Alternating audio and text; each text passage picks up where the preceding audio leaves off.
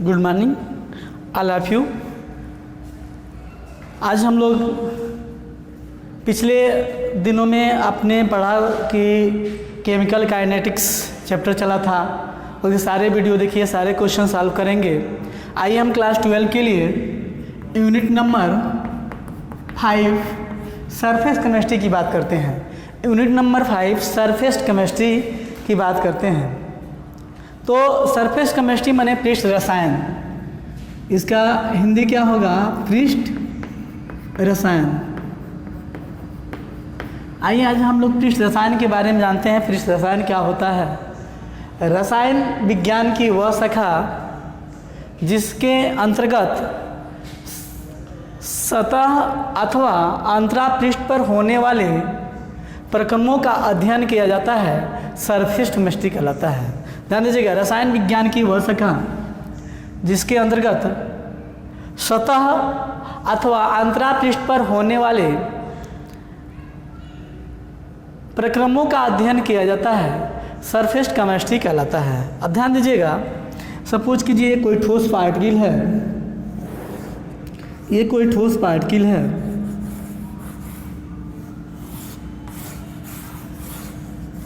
इस ठोस पार्टिकल का सतह अगर हम कहें कि सतह यही है, तो इस सतह पे अगर जो भी प्रक्रम हो रहे हैं, जो भी कार्य हो रहे हैं, इस सतह पे अब मान लीजिए पूरा है, इसके अंदर ये सतह पे जो काम हो रहे हैं, जो भी चेंजिंग हो रही है, इसी चेंजिंग को अगर हम पढ़ें, किस में पढ़ेंगे?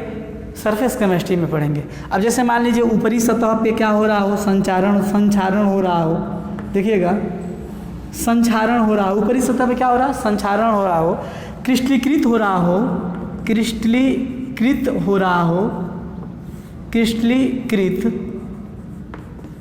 हो रहा हो, यानी कि क्रिस्टल का निर्माण, ऊपरी सतह में क्या निर्माण हो रहा हो? क्रिस्टल का निर्माण हो रहा हो। अगर अन्य कोई भी प्रक्रम चेंजिंग हो, कोई भी रासायनिक चेंजिंग हो, कोई भी भौतिक चेंजिंग हो, यानी कि हम कहें कोई भी फिजिकल चेंज या केमिकल चेंज हो रहे हो, उसी चेंजिंग को किस में अध्ययन करेंगे हम लोग? सरफेस केमिस्ट्री में, रसायन विज्ञान के सरफेस केमिस्ट्री में पढ़ेंगे। यानी कि सरफेस पे, किसी भी पदार्थ के सतह पे जो भी प्रक्रम में चेंज हो रहा हो, जो सिस्टम में चेंज हो रहा हो, उस चेंजिंग को हम लोग क्या बोलते हैं? उसी चेंजिंग को हम लोग बोलते हैं सरफेस केमिस्ट्री या पृष्ठ रसायन। इसी के अंतर्गत हम लोग कुछ टेक्निकल वर्ड जानेंगे पहले, कि इस सरफेस से रिलेटेड कुछ टेक्निकल वर्ड जानेंगे जो बहुत ही इम्पोर्टेंट होगा सरफेस केमिस्ट्री में। जो सरफेस केमिस्ट्री का आप लोग परिभाषा नोट करेंगे, स्क्रीनशॉट लेंगे सरफेस केमिस्ट्री का। आगे हम लोग चलते हैं। इस सरफेस केमिस्ट्री में एक वर्ड आता है अधिशोषण। अधिशोषण शब्द आता है, क्या होता है? अधिशोषण शब्द आता है, अधिशोषण। देखिएगा, अधिशोषण, अधिशोषण का इंग्लिश होता है एडजॉर्प्शन। अधिशोषण शब्द है क्या? अधिशोषण। अब इसको समझेंगे।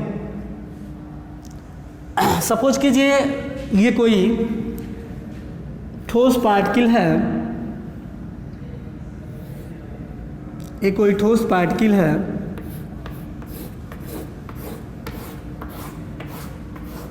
इस ठोस पार्टिकल पे कोई गैस या द्रव के अणु, अब ये ठोस नहीं, कुछ भी हो सकता है, लेकिन यहाँ हम लोग ठोस लिख चलते हैं। ये कोई पदार्थ है और इस सतह है, ये क्या है? सतह है। इसी पे कोई ठोस या द्रव, देखिएगा, ठोस या द्रव या गैस, कोई पदार्थ ठोस या द्रव, क्या?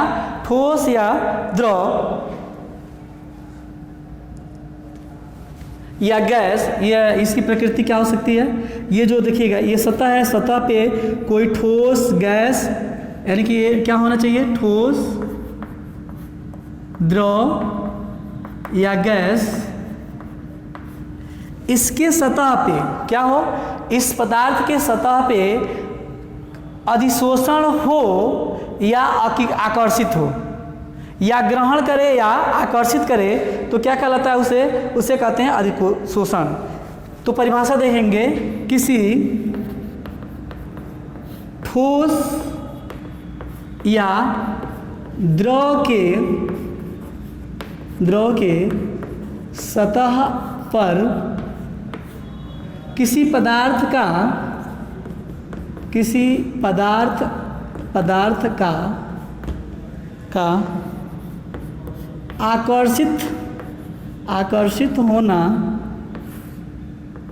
आकर्षित होना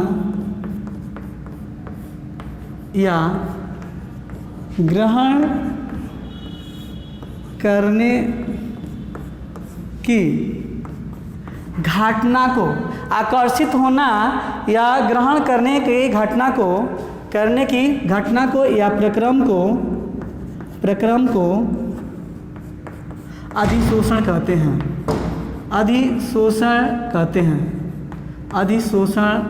हैं। ये शब्द है कि कोई ये सतह है, सतह पे कोई कण है, आगे कोई पदार्थ कण लग रहे हैं, तो ये सतह क्या करे, आकर्षित करे या ग्रहण करने की प्रक्रिया को क्या कहते हैं, अधिशोषण। अब देखिए, जिस पर ये सतह को, जिस पे ये कण आके लगे उसे कहते हैं अधिशोषक। क्या बोलते हैं, अधिशोषक। ठीक, और इस पदार्थ को बोलते हैं अधिशोष्य। ध्यान दीजिएगा, अधिशोषक या अधिशोष्य। यानी कि अधिशोषक का परिभाषा कैसे दे सकते हैं, पदार्थ जिस सतह पर आकर आकर्षित या ग्रहण होता हो उस सतह को हम लोग अधिशोषक कहते हैं, और जो पदार्थ अधिशोषक पे लगे उस पदार्थ को हम लोग अधिशोष्य कहते हैं। इसका स्क्रीनशॉट लेंगे और इसको लिखेंगे। ओके, तो हम लोग इसको मिटाते हैं।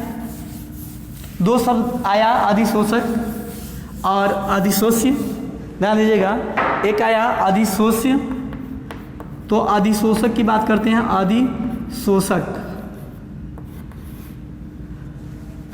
अधिशोषक को क्या बोलते हैं हम लोग, एब्जॉर्बेंट बोलते हैं। तो वह पदार्थ जिसकी सतह पर अधिशोषण होता है, अधिशोषक क्या बोलते हैं, इसको इंग्लिश में क्या बोलते हैं, एब्जॉर्बेंट। वह पदार्थ जिसके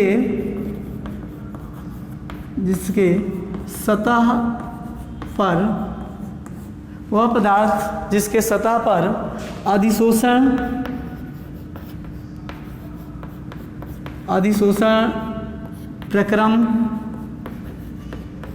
प्रक्रम संपन्न होते हैं, उसे अधिशोषक कहते हैं। उसे अधिशोषक कहते हैं। चलिए, वह पदार्थ जिसके द्वारा सतह पर अधिशोषण प्रक्रम संपन्न होता है उसे क्या बोलते हैं हम लोग, अधिशोषक कहते हैं। चलिए, स्क्रीनशॉट लेंगे और इसको नोट करेंगे।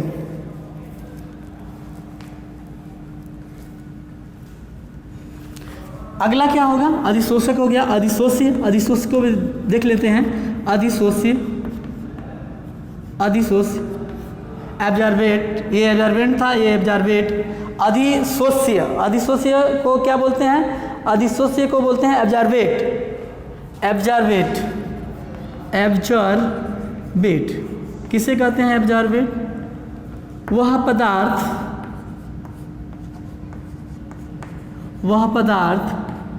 जिसके सतह पर कोई अन्य पदार्थ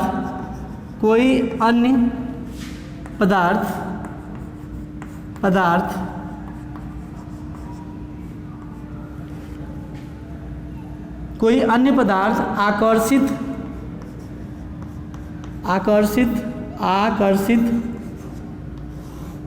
या संचित होते हैं होते हैं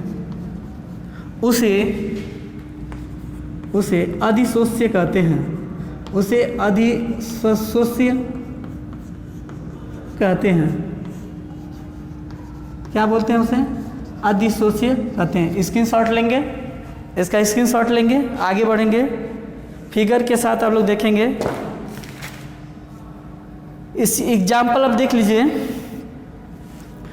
एग्जाम्पल, जैसे एग्जाम्पल आप लोग देखेंगे, यहाँ एग्जाम्पल देखेंगे। मान लीजिए आप देखे होंगे शर्करा चीनी बनता है, तो आप शर्करा में जीवंत चारकोल मतलब जीवंत चारकोल डालने पर NH3SO2 इत्यादि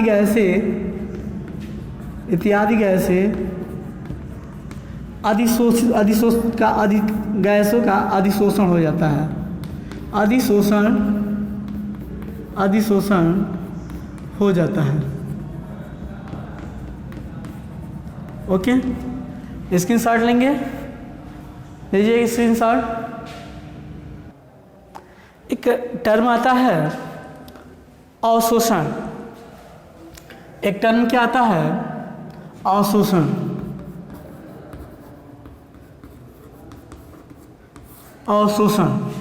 चलिए अवशोषण के बारे में हम लोग यहाँ देखेंगे। उससे पहले अधिशोषण किसे कहते हैं ये देख लीजिएगा। अधिशोषण अभी पढ़े हैं कि किसी ठोस या द्रव की सतह पर पदार्थ के अणुओं को आकर्षित करने या ग्रहण करने की प्रक्रम को अधिशोषण कहते हैं। किसी ठोस या द्रव की सतह पर पदार्थ के अणुओं को आकर्षित या ग्रहण करने की प्रक्रम को अधिशोषण कहते हैं। वही अवशोषण देखेंगे।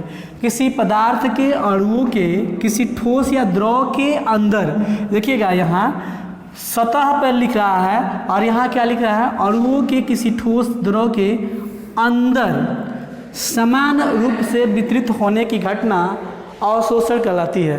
किसी ठोस या द्रव की सतह पर पदार्थ के अणुओं को आकर्षित या ग्रहण करने की प्रक्रम को अधिशोषण कहते हैं।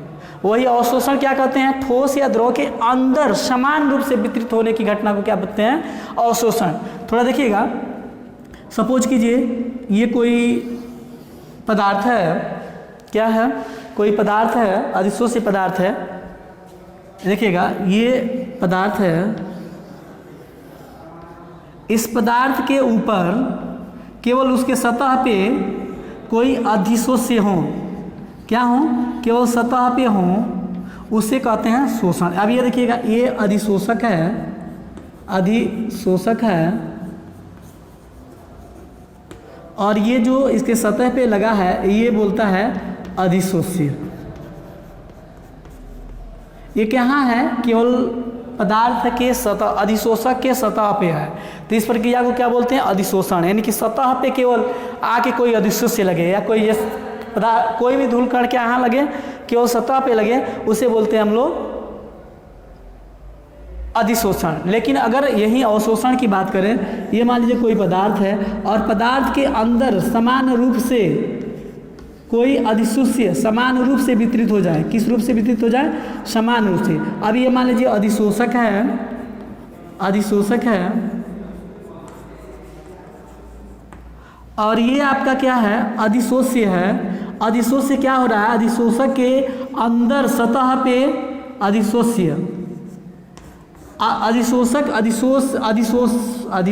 अधिशोषक के अंदर समान रूप से वितरित हो रहे हैं, इसको कहते हैं अवशोषण। यानी कि अवशोषण किसे कहते हैं? जब किसी सतह के अंदर समान रूप से वितरित हो जाए।